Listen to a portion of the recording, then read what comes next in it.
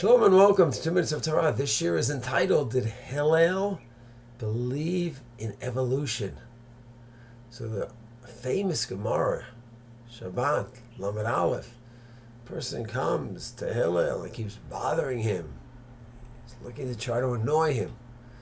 And every time he asks him a question, then he goes away for an hour, he asks him a question, goes away, and he keeps bothering him, trying to rile him up. And what are the questions he asks?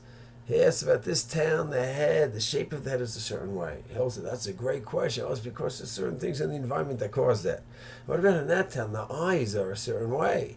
There's a lot of sand in the area, so they have certain features. What about in this place in Africa? The feet are a certain way. Because they walk in this place, and that's why. The story goes on to say that he got upset, the guy, because he couldn't get Hillel frustrated. But what are Hillel's answers? He keeps indicating there's some kind of evolution. That different towns, they evolved in different ways.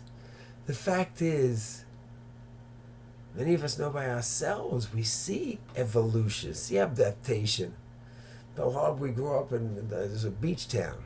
Any of us that grew up near the beach, walk in the street, the sidewalk, we never wear shoes. Our feet are all calloused. And that's how the feet develop there. They can just run on the street. Your feet are so calloused. And then it could go on that way for generations. So I was just saying, different towns, they adapted.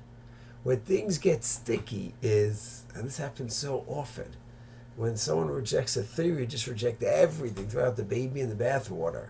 So Hillel's going in and saying there is some kind of adaptation.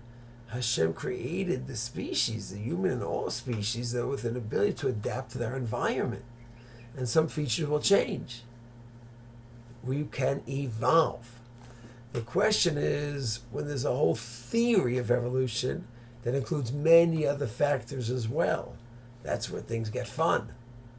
So he'll just focus on the specific point. I don't think he was thinking of Darwin in any way. He was thinking simply, I see that the human beings, there's some adaptation going on. Adaptations. So I think if we use the word adaptation, it seems like we adapt to the environment. Evolve, now we're thinking Darwin.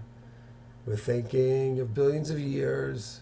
And we're thinking of apes. It brings in a whole nother parsha. So it's important when we learn a topic to be able to just focus properly. So Hillel holds we did adapt, and we still do adapt to our environments.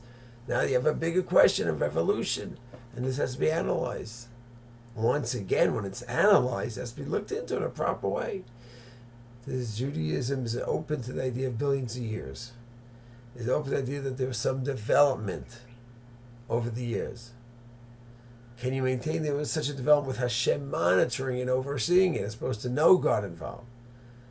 Can you maintain that somewhere along the way God endowed man with the soul? But there was some system of development.